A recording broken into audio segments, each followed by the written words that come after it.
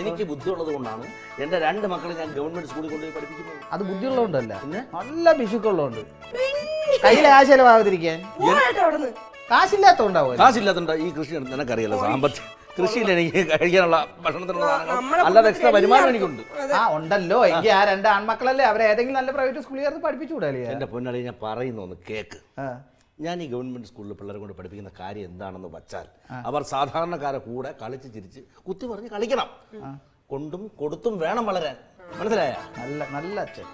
കൊണ്ടും കൊടുത്തും എന്ന് വെച്ചാൽ തല്ലുണ്ടാക്കി തല്ല് കൊണ്ട് വേണം വളരാൻ അല്ലേ?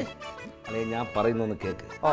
അവൻ ഈ സമൂഹത്തിലല്ലേ ജീവിക്കേണ്ടത്. പിന്നെ അപ്പോൾ അത്യാവശ്യം അടിയും തടയും കൊണ്ടും കൊടുത്തും വേണം വളരാൻ. അല്ലാതെ അളിയൻ പറയും പോലെ മറ്റേ ഇംഗ്ലീഷ് മീഡിയം സ്കൂളിൽ ചേർത്ത് ബ്രോയിലർ കോഴിയെ പോലെ അല്ല പിള്ളേരെ വളർത്തേണ്ടത്. അതിനോട് ഞാൻ യോജിക്കുന്നില്ല. എനിക്കതൊരു വിയോജിപ്പാണ്. എനിക്കത് എന്തോന്ന് നീ പറഞ്ഞിട്ട് നിർബന്ധം പിടിച്ചിട്ടല്ലേ നമ്മുടെ അമ്പാടീനെ ഈ പ്രൈവറ്റ് സ്കൂളിൽ ചേർത്ത് ഇംഗ്ലീഷ് മീഡിയത്തിൽ. അവ ഇംഗ്ലീഷ് മീഡിയം സ്കൂളിലാണ് അമ്പാടി. ചേട്ടാ, അതെന്താണെന്നറിയാമോ? എന്റെ ആഗ്രഹം അവൻ അങ്ങ് പുറത്തു പോയി പഠിക്കണമെന്നൊക്കെയാണ്. അമേരിക്ക ഇവിടെയാണ് എന്റെ ആഗ്രഹം. അതുകൊണ്ട് പിന്നെ അവിടുത്തെ ഭാഷ അറിഞ്ഞിരിക്കണ്ടേ കൊച്ചിന്? അവിടുത്തെ ഭാഷ മാത്രം അറിഞ്ഞാൽ മതിയാ? അപ്പൊ നാട്ടിൽ വരുമ്പോ ഇവിടെ മലയാളത്തിന് ഷാഷൂഷി എന്ന് പറഞ്ഞാൽ മതിയാ? നിങ്ങൾക്ക് നല്ല മനസ്സിലാവോ? അവ എന്തിനു വരണത്? അവ അവിടെ നിക്കട്ടെ. അവിടെ നിൽക്കട്ടെ. ഇതാണ് ആനമണ്ടത്തരം.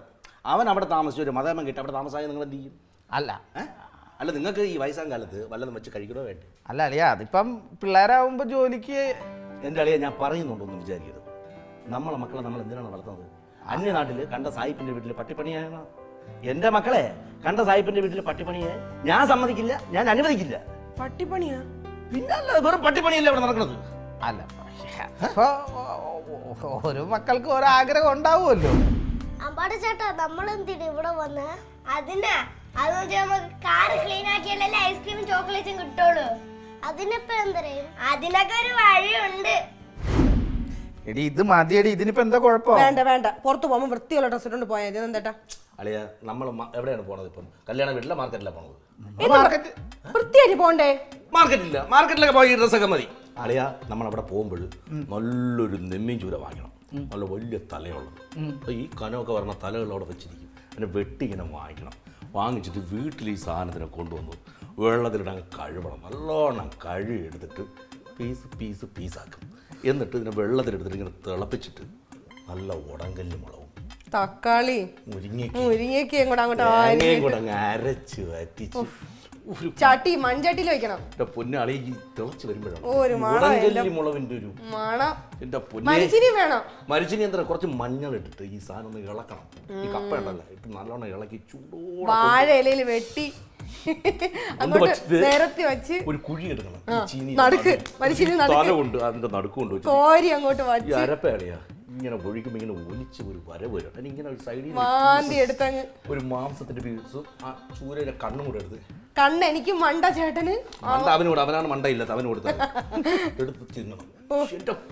കൈ പോലും കഴിയാതെ അവിടെ കിടന്നങ്ങ് ഉറങ്ങണം.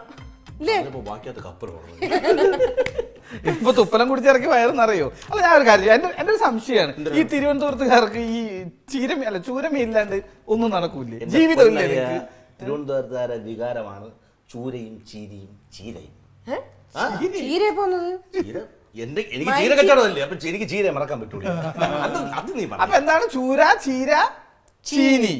ചീനി. നമുക്ക് ഇറങ്ങാം. അളിയെ പറഞ്ഞപ്പോ തന്നെ കൊതി വന്നു.